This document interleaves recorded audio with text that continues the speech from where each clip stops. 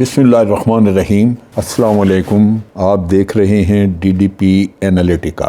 इससे पहले मैंने एक करप्शन के ऊपर वीडियो की जिसमें मैंने ख़ास तौर पे ये बात की कि पाकिस्तान में करप्शन को रोकना, पकड़ना या करप्ट लोगों को सज़ा देना ये बहुत मुश्किल है, तकरीबन नामुमकिन। ये करप्शन का जो सिलसिला है ये एक तो लोअर लेवल की है जो हमारी अदालतों में, जूनियर अदालतों में चलती है, डिस्ट्रिक्ट कोर्ट्स वगैरह में, पुलिस के नीचे वाले महकमे SHO और नीचे, या इसी तरह और दफातर में क्लरिकल लेवल पे मुख्तलिफ चीज़ें। वो करप्शन जो है वो बिल्कुल वो बड़े पैमाने पे नहीं है, छोटे पैमाने पे है। और यहाँ पे उसको ट्रेस आउट करना, वो एक्सीडेंटली कभी कोई हो जाती है तो बेचारा को पकड़ा जाता है, वरना तो उसके बारे में कोई ख़ास बातचीत नहीं।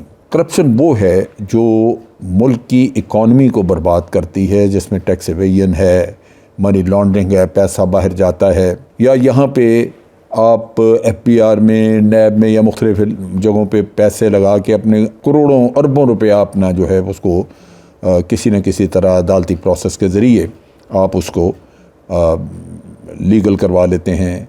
वो ब्लैक मनी से वाइट मनी बन जाता है। ये प्रोसेस तो है, लेकिन इसमें बहुत बड़ा एक रोल बैरूनी क़ुव्वतों का भी है। आप देखिए कि बाहर के ममालिक हमें प्रेशराइज़ करते हैं, FATF हमने आपको फंसा के रखा हुआ है, आपके मनी लॉन्ड्रिंग के कवानीन, उस पर रोज़ाना की बहस। हालांकि पाकिस्तान का कोई भी मनी लॉन्ड्रिंग का कोई ऐसा केस नहीं पकड़ा गया जहां पे टेरर फंडिंग वगैरह का किस्सा हो, लेकिन पाकिस्तान को धर लिया वहाँ पे। अब जो क़ुव्वतें वहाँ पे FATF में बैठी ये फ़ैसले करती हैं और पाकिस्तान को उन्होंने कई सालों से इसी तरह फंसा के रखा हुआ है, उन क़ुव्वतों के अपने अमाल देखिए। अमेरिका में जायदादें मौजूद हैं उन लोगों की जो पाकिस्तान से ताल्लुक़ रखते हैं। दुबई और अबू धाबी में जायदादें मौजूद हैं जो यहाँ पाकिस्तानी हैं उनकी। फ्रांस में मौजूद हैं, स्पेन में मौजूद है, और सबसे ज़्यादा बरतानिया में मौजूद है। ये वो ममालिक हैं जो कि थानेदार बने हुए और इनके बारे में कोई बात नहीं सुनने को आती। इनकी अखलाकियात का आलम ये है कि दुनिया में तो प्रचार करते हैं कि मनी लॉन्ड्रिंग हो रही है, टेरर फंडिंग, लेकिन हर तरह का नाजायज़ पैसा इन ममालिक में जाके जायदादों पे लगता है। और ये मुल्क जो हैं वो ये सुरखरू हैं, इनकी इकानमी भी फ्लरिश करती है, उसकी वजह से प्रॉपर्टियों की कीमतें बढ़ जाती हैं और इन्हीं के लोग वहाँ पे प्रॉपर्टी बेच के पैसा कमाते हैं, उनके अपने माली हालात बेहतर हो जाते हैं। लेकिन इन मुल्कों पे कोई उंगली नहीं उठाता कि जो हराम का पैसा तुम्हारे मुल्क में आ रहा है उसको रोकने के लिए तुम क्या कर रहे हो। ये वो अलमिया है जो कि चलता गया। दूसरी तरफ हमारी अपनी हुकूमतों का एक रोल है। आपको याद होगा कि बैनुल-अक़वामी तौर पे ऑफशोर कंपनियों का शोर मचा और उस वक़्त आपने देखा कि सबसे पहले पानामा पेपर्स का किस्सा निकला। 300 लोगों के नाम थे। इमरान खान अपने तौर पे एक मुकदमा लड़ते हुए सुप्रीम कोर्ट में ले गए केस को, मियाँ नवाज शरीफ साहब नाअहल हुए, लेकिन जो उसमें बाकी 299 लोग थे उनका क्या हुआ? क्या हुकूमत की ये ज़िम्मेदारी नहीं थी कि उनके बारे में भी तहकीकात की जाएं? तहकीकात करने का कहा गया, ये बताया गया कि तहकीकात होंगी। कोई तरीक़ाकार मुझे तो याद नहीं कि कोई ऐसा तरीक़ाकार बताया गया, लेकिन कोई तहकीकात नहीं हुई। बाहर की दुनिया में ये आलम है कि टैक्स चोर और गैर तरक्की याफ्ता ममालिक के ज़्यादातर पसमानदा माशरों के लोग जो हैं उनमें अरबाब इख्तियार वो नाजायज़ सरमाए लेके इन ममालिक में पहुंच जाते हैं और वहाँ पे अपना सरमाया लगा देते हैं। हमारे अपने मुल्क के हालात के ऐन मुताबिक हमारे 2 सरबराहान मुमलिकत जिनके पैसे, जिनकी जायदादें बाहर हैं, उनकी बड़ी शोहरत हुई। अब यहाँ पे क्यों नहीं उनकी तहकीकात हुई? पंडोरा पेपर निकले तो उसमें भी कई नाम आए, उसमें भी आपने देखा कि वफाकी वज़रा के नाम थे, सिविल और मिलिट्री ऑफिसर्स के बाज़ के नाम थे, और मीडिया की शख्सियात भी शामिल थीं। मुनिस इलाही जो कि परवेज़ इलाही के बेटे हैं उनका भी ज़िक्र था उसमें। तकरीबन 700 पाकिस्तानियों के नाम अब आए, 1000 बन गया, क्योंकि 300 के पहले मैंने नाम बताए मौजूद थे पनामा में, पंडोरा में 700 के आ गए, पोशीदा असासे और हर तरह की यहाँ से नाजायज़ दौलत बाहर ले जाके तो उसको रखा। अगर ये दौलत मुल्क में लगाई जाती तो कम से कम आपकी इकॉनमी बेहतर होती, लेकिन वो नहीं हुआ। अब ये दौलतमंद ममालिक ने तो लूटी रकम रखनी थी, उनके मुफाद में था। गो के हम कहते हैं कि ये गैर अखलाकी अमल है, गैर कानूनी अमल है, लेकिन बहरसूरत अपने घर को सीधा करना तो हमारी ज़िम्मेदारी है। ہم سے اتنے سالوں میں یہ نہ ہو سکا کہ ہم کوئی اس کا اسٹرانگ میکنزم ہی بنا دیتے جو اس طرح کے فراڈ کو روکنے میں کام آتا۔ ہم نے جب چیک کیا تو پتہ چلا کہ لندن میں جتنی بھی جائیداد غیر ملکیوں نے خریدی ہوئی ہے اس میں سب سے زیادہ خریدنے والے تو روسی ہیں، لیکن پاکستانی 5ویں نمبر پہ ہیں۔ پاکستانی 5ویں نمبر پہ حیران ہوتا ہے انسان کہ ایک ملک جو قرضوں میں ڈوبا ہوا ہے، اس کے امیر طبقے کے پاس اتنا پیسہ ہے کہ بہت مہنگی مہنگی جائیدادیں وہ جا کے لندن میں خرید سکتے ہیں۔ ان کی فہرستیں بھی ان دونوں جو ابھی جو انکشافات ہوئے پاناما کے اور اس کے پنڈورا کے، ان دونوں میں یہ چیزیں نظر آئیں، مل گیا، پتہ چل گیا۔ خود حکومت کے اپنے سینئر وزیر تھے عبدالعلیم خان، ان کا نام تھا، ایک عارف مسعود نقوی ہیں، ان کا نام تھا، پھر ہمارے ایک جنرل صاحب ہیں شفاعت اللہ، ان کا نام تھا، طارق سعید سہگل، مصطفیٰ سکندر مصطفیٰ، خان عمر اسحاق خان، بے شمار لوگ۔ قانون کہاں پہ ہے؟ ان کی آف شور کمپنیوں کا کسی نے حساب لیا؟ وہ کس قانون کے تحت یہاں پہ ایک آف شور کمپنی بنانا ویسے تو غیر قانونی عمل نہیں ہے، لیکن کم از کم جس پیسے سے وہ بنائی گئی ہے اس کا تو کوئی ٹریک ریکارڈ ہونا چاہیے، اس کا تو پتہ چلنا چاہیے کہ کہاں پہ ہے۔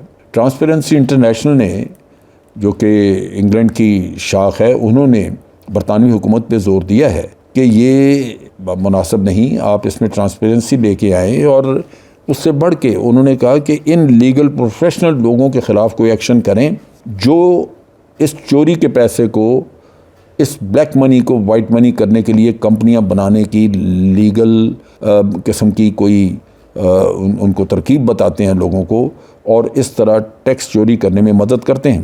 برطانوی حکومت ان کے خلاف کچھ ایکشن کرتی یا نہیں کرتی؟ بظاہر تو لگتا ہے کہ نہیں کرتی، لیکن آپ دیکھیے کہ یہ تقریباً پاکستان کے نقطہ نگاہ سے اگر میں دیکھوں تو یہاں تو مجھے کوئی پروگرس ہوتی نظر نہیں آتی۔ برطانیہ نے تعاون نہیں کیا، آپ نے دیکھا اس نے کئی مجرم آپ کے وہاں بیٹھے ہیں جن پہ الزامات ہیں، ان کو وہ آپ کے حوالے کرنے کے لیے تیار نہیں ہیں، کوئی نہ کوئی بہانہ کہ آپ کا ایگریمنٹ نہیں، یہ نہیں، وہ نہیں۔ لیکن ہم نے اپنے ملک میں جو لوگ موجود ہیں ان کے بارے میں کیا کیا؟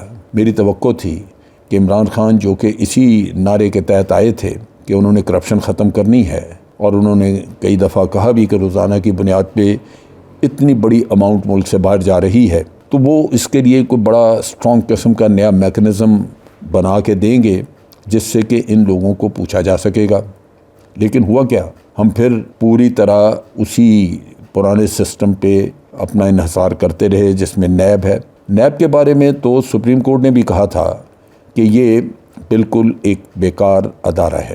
بیکار تو ہو گیا ان لوگوں کی وجہ سے کہ انہوں نے وہاں پہ میرٹ پہ لوگ نہیں رکھے، اپنے چہرے چانٹے وہاں بھرتی کیے، لیکن حقیقتاً تو اس کا ایک بڑا امپورٹنٹ رول تھا، اور پی ٹی آئی کو چاہیے تھا کہ اس سسٹم کو مضبوط کرتے اور ان لوگوں کی پکڑ دکڑ ہوتی جن کی باہر سے کمپنیوں کا نکلا ہے، اور اس کی تحقیقات کے لیے اسپیشل ٹیمیں مقرر کرتے۔ یہ نہیں ہوا۔ اقتدار اور کرپشن ایک جگہ پہ ہے جس کی وجہ سے انفلوئنس کام کرتا ہے، آپ کے لیے بڑا مشکل ہے کہ آپ اس کو کریں، لیکن بھارصورت حکومت کی ذمہ داری تھی۔ اگر آپ کچھ بھی نہیں کر سکتے تو کم از کم تمام وہ لوگ جن کے پاس اقامے ہیں دبئی کے، ان کی تحقیقات کریں۔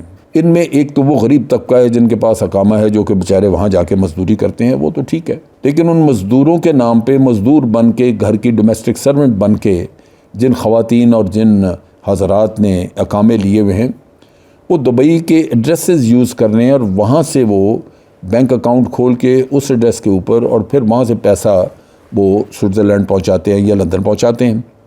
اب ان لوگوں کو آپ اقامہ کی بنیاد پہ بھی چیک کر سکتے ہیں، آپ کریں تو صحیح۔ سو لگتا یہ ہے کہ ول پاور یہاں بھی آ کے ایک پولیٹیکل مصلحت کا شکار ہو چکی ہے۔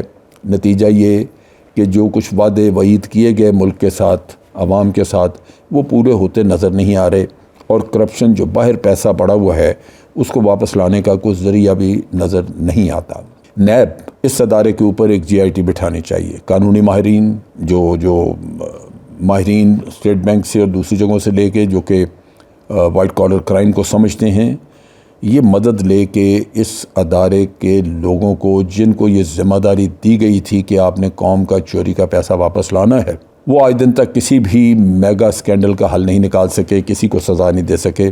ان کی اپنی کارکردگی، ایمانداری اور ان کی ملک کے ساتھ ان کا خلوص، اس کا جائزہ لینے کے لیے ایک GI ٹیم پہ بٹھانی چاہیے۔ اور یہ بہت ضروری ہے کہ جن لوگوں پہ آپ اتنا اعتماد کریں کہ وہی آپ کو پیسہ لا کے آپ کا چوری کا پیسہ نکلوا کے دیں گے، وہ خود چور بن جائیں، میرا خیال ہے اس سے ہمارا ملک آگے بڑھ نہیں سکتا، یہ وبا بڑھتی جائے گی۔